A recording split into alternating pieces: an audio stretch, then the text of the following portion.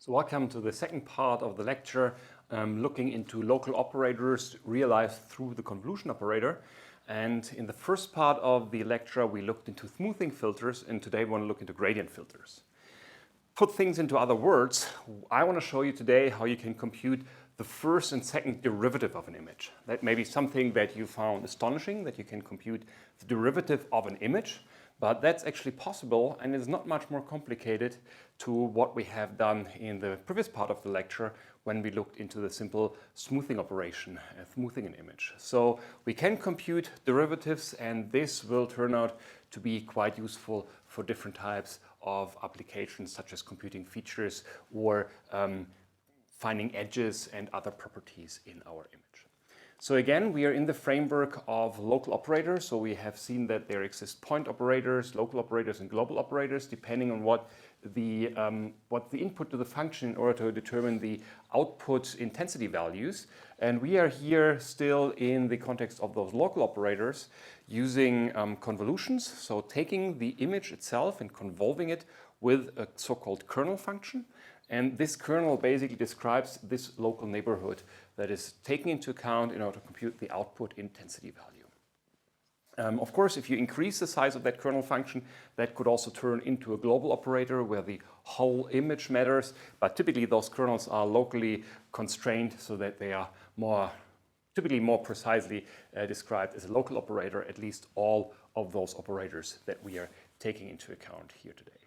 And just a few slides as a short repetition about the convolution and using the convolution in order to realize smoothing filters. So we had our output image G, depends on our input image I, and we have here a so-called kernel function W. And we are basically iterating over all values there that kernel function is unequal to 0, and then compute the kernel, which basically gives a weight for every pixel intensity value at a specific location. And you can see this as having your image function, taking the kernel function, basically flipping the kernel function around and sliding it over the original function, computing the integral or the sum over all possible values. And this gives you the output value of the corresponding pixel here in G.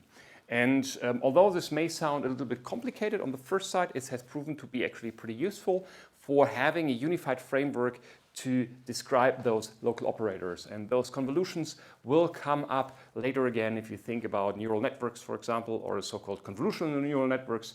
These are exactly those convolutions which happen in those networks. So we'll need them later on again.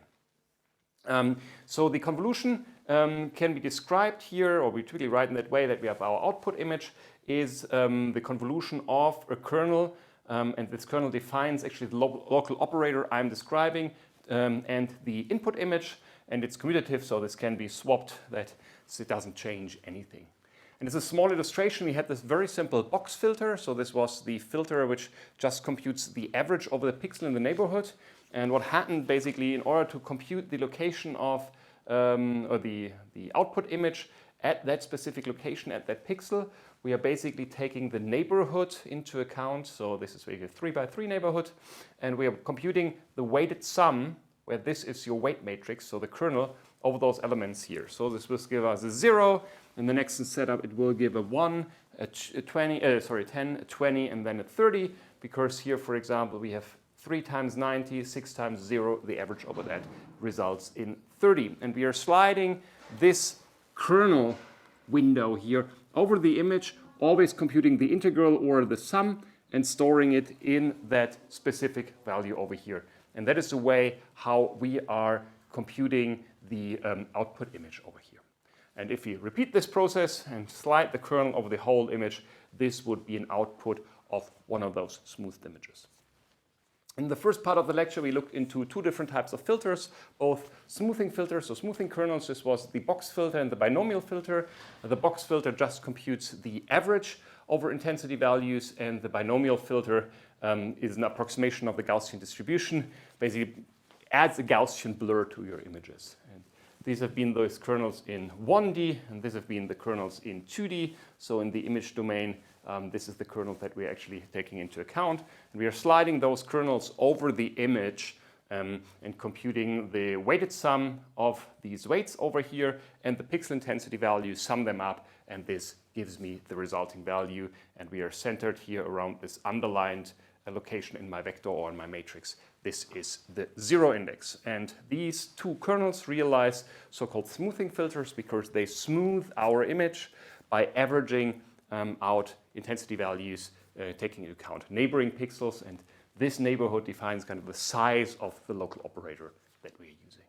And if we apply this, for example, to this input image over here, then we get out a smoothed variant of this. We can see this blurring effect here at the boundaries. This is kind of the smoothed version of this original image. And that's basically what we have done in the first part of the lecture. And now we want to look into the second part, where we look into gradient filters. So what is a gradient filter? A gradient filter is a way for computing a derivative of an image. And so you can see this as a first derivative of the image function itself. And this may sound a little bit confusing to you in the first place. At least it was confusing to me when I heard that the first time as a student. And I couldn't really grasp what it means to compute the derivative of an image. But you have to go back to the definition of the image and see that the image is nothing else than a function. And from a function, it's kind of obvious that we can compute a first derivative, at least most functions that we see in the real world. So if you go back a few lectures and see how we define an image, we said an image is nothing else than a mapping from some two-dimensional input space here called B into a one-dimensional output space G. So this is our intensity value or grayscale value, and this is our input over here, at least for a grayscale image. Otherwise, we may even have multiple channels over here. Okay, and this mapping maps basically 2D locations in the image plane into intensity values. So it's a mapping from a 2D location into an intensity value. And so in the real world, of course, a location can be arbitrary position in the 2D plane, so two-dimensional input. And the output is actually in n, in the natural numbers, because they're basically counting the photons. Right? So our camera is basically, or a pixel location is basically a photon counter and counts the number of photons. The only thing is those numbers are typically very large, so we are converting them basically into a smaller value in the end in the image between 0 and 255. But if you think about this still as a number, it is a natural number, but often we may describe it as a real number, although this is not absolutely correct. But just because those numbers are so huge, we typically normalize it in some way. So physically seen, it is a natural number because the number of photons we are counting, but I may express it in r larger than 0, that is as an approximation, how this function is typically treated. In the image domain, however, we are cannot use any arbitrary location. We typically constrain ourselves to the natural numbers, two-dimensional natural numbers, because it's the index of the pixel I'm considering. So pixel 0, 0, or pixel 10, 10, or pixel 100, 200. These are my inputs over here, and the output is a grayscale value. That's what happens in the image domain. And typically, if you look to the image files that we're actually storing on our disk, it's the same input natural numbers, but often even constrained to 0 to 255 as 2 to the power of 8 possible intensity values, right? So these things are approximation of what's there in reality. So we are performing a discretization of the input by just treating pixel locations, although in reality any arbitrary position even in between two pixel locations is possible. And we are typically have a quantization of the intensity values to something like 0 to 255. But this is kind of arbitrary. It's just an approximation how we store our images. But in general, you can think of this as this function over here in the real world. So we have a two-dimensional real numbers as inputs, mapping them to intensity output values. And we really need to interpret the image as such a function. And from such a function, it's kind of clear that I can, of course, compute the first derivative or second derivative. And what we want to do today is we want to show how we can do this in a very elegant way using those convolutions. Okay, so let's go ahead and start in 1D and just have this 1D function, assuming this is our, let's say, intensity function of an intensity value, and this is kind of our input x, and this is kind of the output intensity y, and we have this function over here. Then what we have is we have a discretized version. That means we don't have a continuous function. We only know that function at specific locations, like illustrated by these dots over here. So these are sampled locations pixel locations at which I know an intensity value or have measured my intensity value. So these are basically the pixel locations over here, just here drawn on that function, the red function. In addition to that, I also have a quantization that not all possible values here are available, only from 0 to 255, or if I have a larger color depth, this may be a larger number of possible values that I have. But for now, let's ignore that and think of these as all possible numbers that we could get there.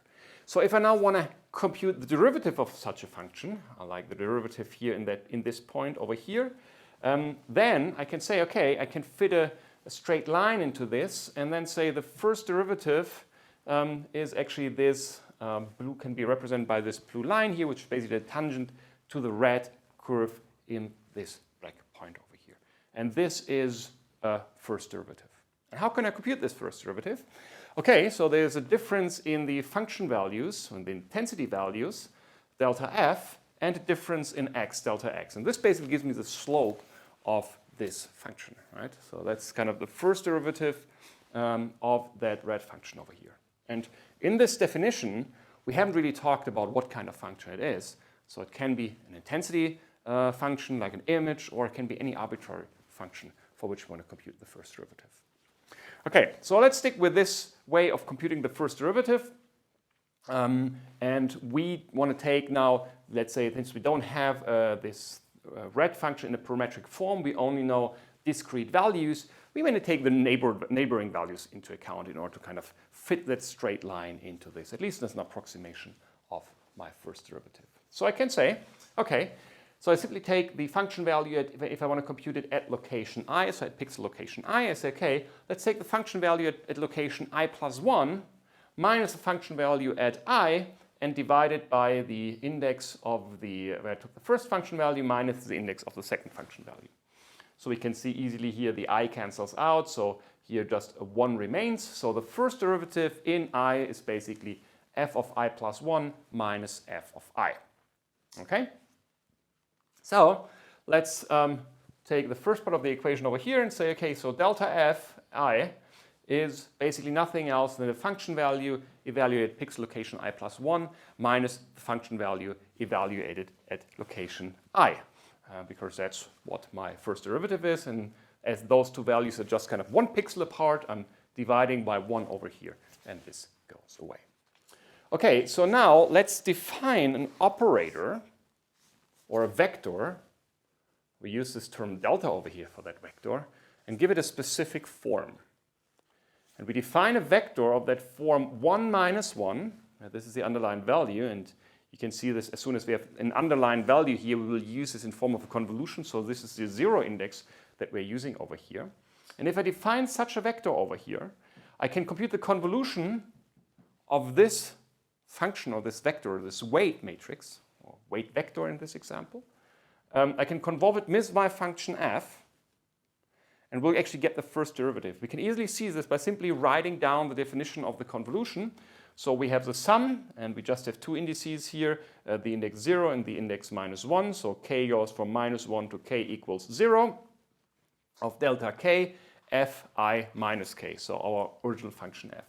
And if I just expand this sum, and this sum just consists of two elements, nothing else, then this is f of I plus 1 minus f of I, which is exactly the first derivative that I have up here. This means nothing else than by defining this vector 1 minus 1 and computing the convolution of this weight vector with my discrete image function, I actually obtain the first derivative of my image function, at least up to the resolution of the pixel resolution that I have in the quantization that I have in here. So it's an approximation, but I only have an approximation of my original function, and so this is the corresponding approximation of the function itself. So I can see this as a kind of a first derivative, and just by the convolution of this vector with my image functions, my discrete image function, I actually compute the first derivative. Okay, so that was actually not too complicated. Just by defining this vector, we can compute something through a convolution, which then turns out to be the first derivative. We may want to say, okay, we may want to smooth our function a little bit more and maybe not take just at the location I, the vector at I plus 1 into account. Maybe we take the right and the left point into account. We could also do it like this. In this case, the first derivative would be I plus 1 minus I minus 1, and then we have down here I plus 1 minus I in bracket minus 1 gives plus 1. So then it's basically the function value to the right and minus the function value to the left divided by 2, because kind of the delta x spacing here is now 2 pixels, so I have a 2 over here. If you say this should be our first derivative, then we can define it this way, and then we can define a different operator, delta operator, for me over here. And if I give this delta operator the following form of saying this is 0.5 times 1, 0, minus 1, and I compute the convolution of this vector and my original function, I actually obtain exactly this result over here. So I can even compute this smooth or kind of smoother variant of the gradient of the first derivative by combining smoothing over 2 elements, so taking the left and the right neighbor into account for computing the tangent basically in that specific point. And the interesting thing over here is that there's actually a relationship between this kernel definition that we have and the other kernel definition that we actually used before. And it turns out that it's actually a smoothed variant of the other. So the new function or weight vector that we have defined can be seen as a combination of our original weight vector for the first derivative that we have computed before, smoothed with a box filter. Okay, let's see how that looks like. I can start from here. Let's start from the right-hand side. We take this vector that we have defined over here and smooth it with a box filter of size 1. So with the neighborhood 1, so just have kind of one single neighbor. So this is just copy-pasted over here, the same element. And this is my box filter consisting of 1, 1, just 2 elements over here. So I need to divide it by 2 because I'm normalizing. The box filter always has the sum of weights which equals to 1. And if I compute the convolution of those 2 values over here, which I can do with this trick similar to kind of the multiplication, how you used to do that at school, then you will see that you will get directly the result of 1, 0, and minus 1, which was the vector with which we started. So this kind of second definition of the first derivative that I have is nothing else than my original derivative operator smoothed with a box kernel. And this gives me then this form of a definition of our first derivative. And let's stick with this kind of smoothed version of the first derivative. We have 4 locations. We take the point to the right and the point to the left into account, fit a straight line to those 2 points, and this is then the tangent of my image function in that location. So as a result, we can use this for defining the first derivative of our image function. So the first derivative of image function f is df by dx, which I can approximate given that it is a discrete approximation of this derivative operator convolved with my image function, which is 0.5 times this vector over here convolved with f. So the only thing I need to do if I want to compute now the first derivative of such a discrete function, I need to convolve this function with this simple kernel. So just slide this kernel over my one-dimensional function and obtain the first derivative over here. And that's basically it. There's not more to do than that. So far, this happened only in 1D, but we can, as we will see in a second, generalize this easily to 2D as well, and then operate in the image domain. A few notes over here. So if you think about the smoothing filters, you have seen that the summing over all the elements of your filter multiplied with the corresponding weight always gave you a value of 1, because we don't want to compute the mean intensity value of my image. We just perform the averaging over the neighboring pixels. This is different here for the gradient filters. And because in the gradient filters, you can actually see that the sum over the values here is always equal to 0. And this is the case because if you can illustrate this, if you have a constant function or a constant signal, and you compute the derivative of the signal, of course, you want to get out a 0. So if everything is constant, you need to get out a 0, and you can only obtain that by actually having a sum of the weights that equals to 0. That means we have positive elements as well as negative elements in here. And you can see this here. We have the -1 and the +1, and this is the result of this gradient filter. So there are positive and negative elements in there, and the sum of all the elements must actually be 0. So that's an example. This is the example we also used in the previous slide. So we have here our signal with kind of some noise in here.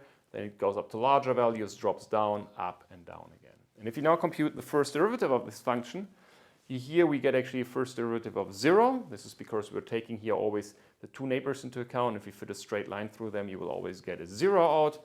So it's 0 over here. Then you have the increasing function over here because the slope increases of this function of the function, then stays roughly at 0 and then drops down to negative values and then goes up and down again. You can see the effect here is a 0 value.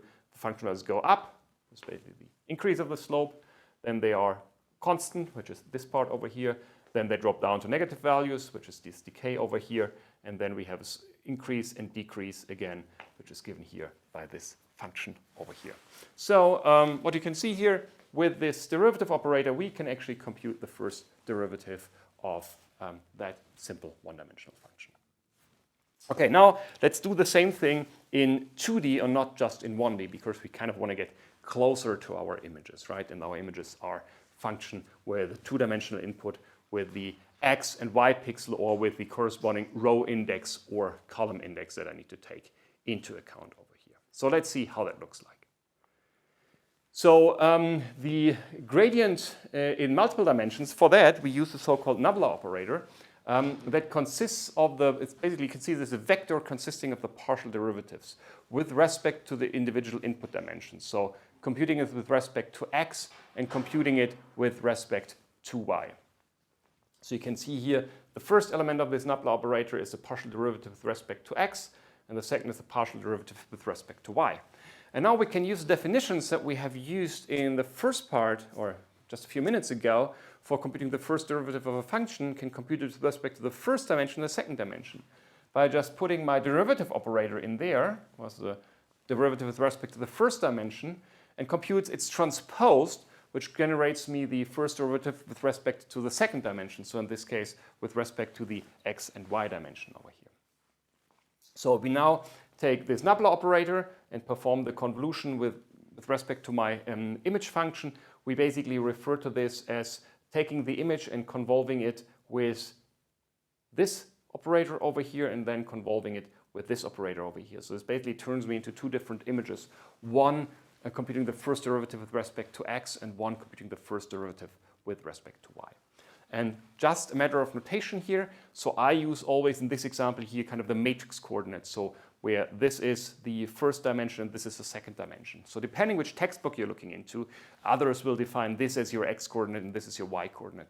I'm just using the indices so that the indices of the matrices and the indices of the images are actually identical. Otherwise, you always need to make sure, am I looking into images or looking into matrices? Here it's the same notation for both, but of course it may be counterintuitive if you think about this being the x pixel location, the y pixel location in your image. So make sure you know in which coordinate system you're operating, especially if we, in a few minutes, specify operators like the Sobel operator or the Scharr operator, and you compare them to what you see in other textbook where we may use a different notation, you see that all the matrices or the vectors actually would need to be transposed. So just keep that in mind, but therefore on every slide where this happens, you will see this small diagram to make sure you know in which coordinate system you're operating over here.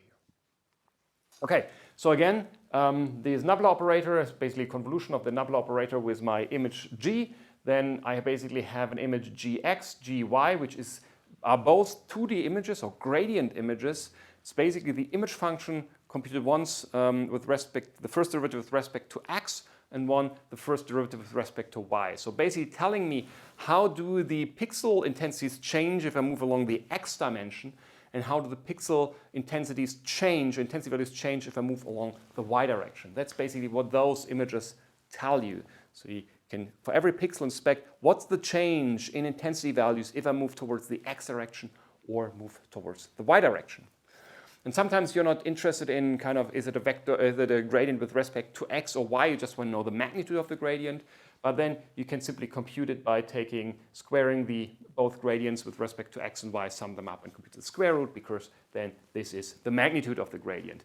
That's, of course, very straightforward. Just you can see there's a vector in x, a gradient vector in y, and if you compute the length of the vector, you can just sum up the squares and compute the Euclidean length of that vector over here. And using the etan function, you can also determine the direction taking the change in y divided by the change in x, or if you use 8 times 2, if you use this in the computer, then you would use this function to take all the quadrants properly into account, but then this specifies the angle of the gradient. So you can compute in which direction is the gradient looking to. This is what this function outputs, and this gives you the magnitude of that gradient. Okay, so the magnitude of the gradient with respect in 2D can be expressed then as this operator convolved with g, or kind of my images derived with respect to x and y, or I can also express it as the magnitude of that gradient and then providing here the direction of the individual pixel value. So where is this gradient actually pointing to? And we can nicely illustrate this with an image and showing all the individual 5 images. So this is the input image, this aerial image that we looked into beforehand. Again, this is the y direction, this is the x direction. So if I compute the first derivative with respect to y, this means in this direction, then all the pixel values here tell me what is the change of intensity value in this y direction. So whenever you have a strong gradient here, for example, going from black to white, you can see a strong signal over here. And this, in contrast, is the change in this direction. So what's the intensity value if you move along this direction of your image? And you can see that certain patterns only pop up in x and others only pop up, or only pop up in y and others only pop up in x, just depending on the pattern or the change in intensity values along the x or y direction in the original input image. So these are basically the 2 different elements. So these are basically those 2 parts over here. You can visualize them as individual images, but you can also look into the gradient image if you're interested in this. So for every location, you can compute the corresponding gradient. So this is the length of the gradient. Here you can really see it doesn't matter if you have the change in x or in y. It basically gives you the locations where you have strong gradients. And you can also visualize the direction of the gradient here in this color image where different colors indicate different directions. And you can see here wherever you have kind of the same gradient direction over here. So if they are similar in x and y, then you will see the same color over here. If they look into a different direction, then you will get a different color over there. So this is basically the color encodes the orientation of that gradient. And this is an example how that gradient image, the 2 gradient images can be computed from the original image, or if I can compute and visualize simply the magnitude of the gradient or the orientation of these gradients. And this is something I can do by simply computing the convolution over these images. Okay, so in practice, what we are doing when we compute the first derivative, we are using the so-called Sobel operator. And the Sobel operator can be defined in the x direction and the y direction. And we are not just taking this small gradient filter into account that we used here, but we combine this filter actually with the smoothing in the other direction. So we compute the smoothing in one direction and the gradient in the other direction. And this is, so the Sobel filter is defined as a combination of a binomial filter, so this time not a box filter, a binomial filter, and the gradient filter. So it's a convolution of both of them, one transposed, the other one not transposed, which gives you a 3x3 matrix, which basically computes the gradient in this direction. You can also see the pattern: positive value, 0, negative value, positive value, 0, negative value, positive value, 0, negative value. So the gradient is computed in this direction, the x direction here. And in the other direction, we are basically computing a smoothing. So you can see the binomial kernel, so the second row of Pascal's triangle, which are the elements that you can see over here. And you can do this in the x as well as in the y direction, so in the x direction or in the y direction, and the one matrix, the other matrix simply transposed. So this matrix equals to this matrix transposed, and that's what I said before. If you look into a textbook where the Sobel operator is specified, depending which coordinate system they are using, you will see those operators being one being the transposed of the other. Nothing changes, it's just the definition where the x-axis points to and where the y-axis points to. And if I now take this operator and compute the gradient of an image with this and then do basically a Sobel-based edge detection, then this is the result. So I'm not sure if you remember that image. We started the first lecture on convolutions with this image. So this was the original input image. You see that person over here. and then we are highlighting here the areas where we can see strong gradients. And this is a form of edge detection that we can perform with it. It's clearly not a perfect edge detection. That should also be quite obvious if you look to this image, but it is a simple form of edge detection that we can do by taking the Sobel operator into account. There are better ways for doing this, but this is kind of one starting point on how we can actually do this. And again, the Sobel operator is one possible operator that you can use for computing the first derivative, but it's a standard operator typically. It turns out that there's a better way for doing this than using this Sobel operator, the so-called Scharr operator, which is different to the Sobel operator. It only uses a different smoothing kernel. So it doesn't use the binomial filter 1, 2, 1, but it uses 3, 10, 3, normalized by 16, of course, in order to make sure the smoothing is 1. And so it just uses different smoothing, but it's better suited for computing the directions of the first derivative. So if you want to get the direction of the first derivative accurately into account, you should use the Scharr operator and not the Sobel operator. And the accuracy that you get for the direction of the gradient, so using this atan2 of gy divided by gx, then you should actually compute this gx, gy with the Scharr operator and not with the Sobel operator. And as a result of this, we have those operators here in the x and y direction again. This gives you an approximately 10 times more accurate estimate of the gradient direction. So not the gradient magnitude, but the gradient direction, which is more accurate if you use the Scharr operator than the Sobel operator. And otherwise, the operators have the same side. There's no specific disadvantage of the Scharr operator. So if you want to go for the first derivatives, I recommend using the Scharr operator over here. And so if you visualize the result of the Scharr operator, and this is your image function, so you see dark values over here and bright values over here with a very smooth gradient going from dark to bright. And you can visualize this as a 2D function, then this 2D function will look like this. So we have low gradients over here, large gradients over here, and low gradients again over here. You can visualize those gradients with those vectors.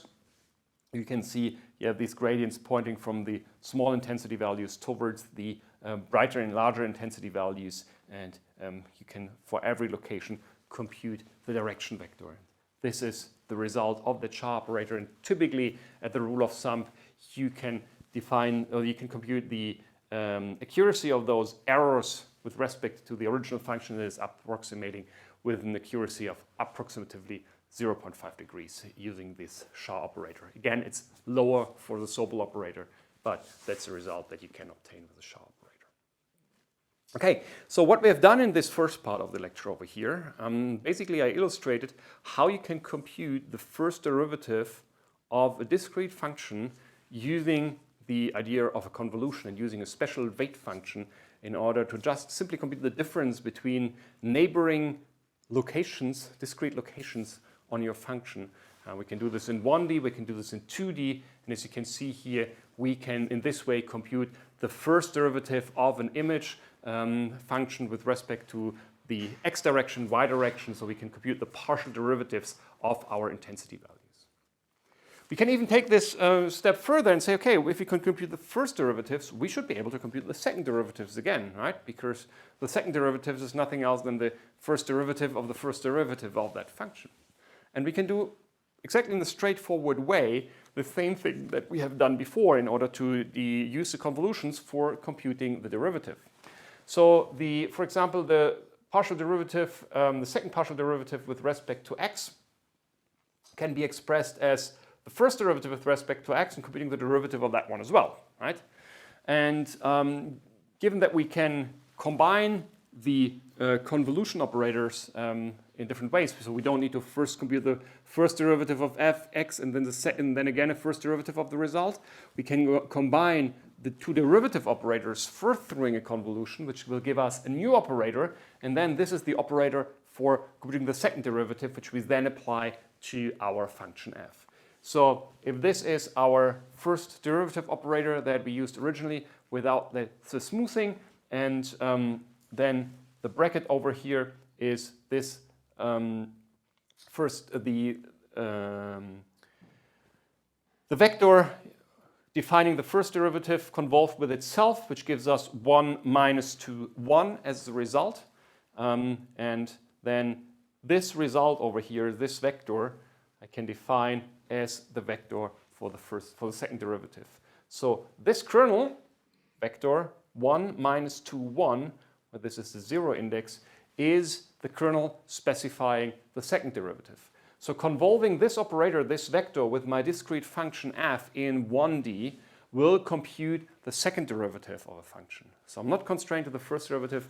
I can directly compute also the second derivative. So this kernel computes me the second derivative of my function. So I just can take that kernel and convolve it with my discrete function f and directly get out my second derivative. And again, this was done in the one-dimensional case. We can, of course, do it again in the two-dimensional case, where the second derivative is typically specified through the Hessian matrix. So it's the matrix with the different partial derivative with respect to x and respect to y taken into account. So here is the second partial derivative with respect to x, here with respect to y, and here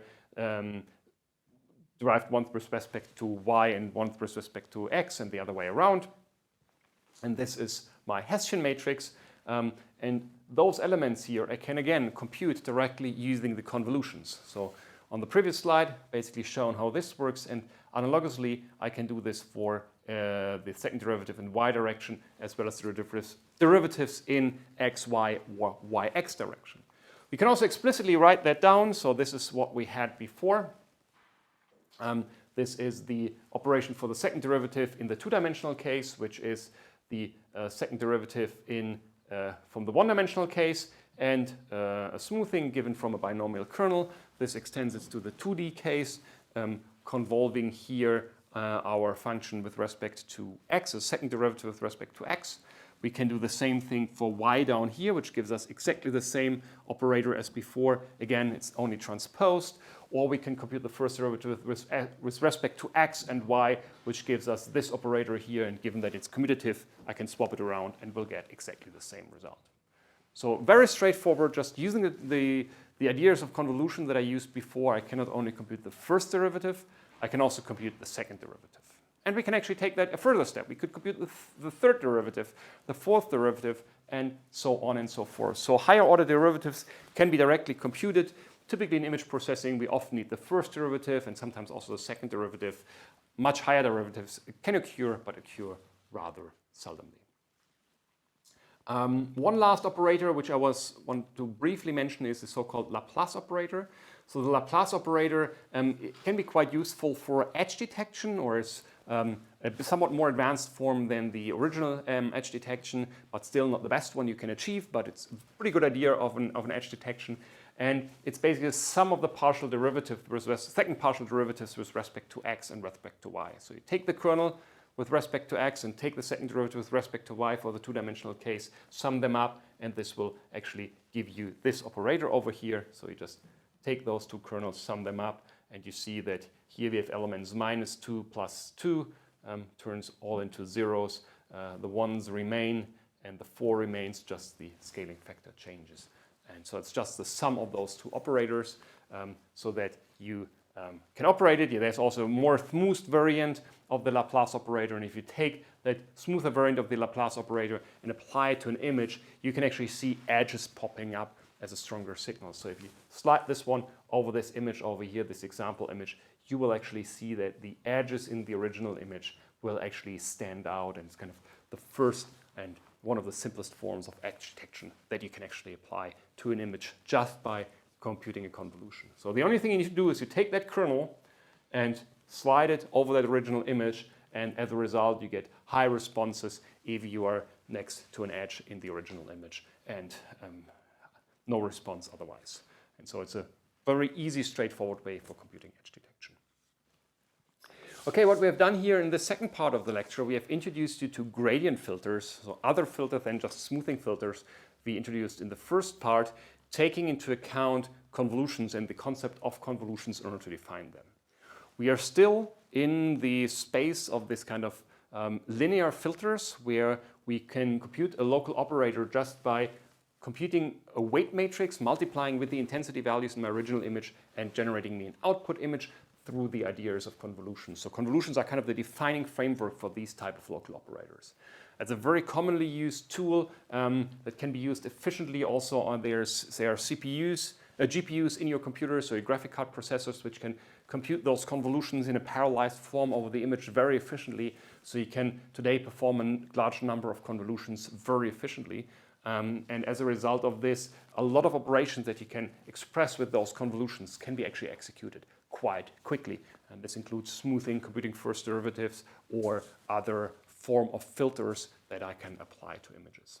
We have introduced here in the lectures a few important ones. In the first part of the lecture was the box filter and the binomial filters as two examples for two smoothing filters. There are also others. And in the second part today, we looked into gradient filters, so computing the first derivative, second derivative. Sobel and Scharr are probably the most prominent operators over here. But we can take that further, compute Hessians, and so on and so forth. There are other local operators that we can define, which can highlight or highlight certain properties or filter out certain things, high-pass filter, low-pass filters. They can all be defined with those operators and then executed in a very efficient manner.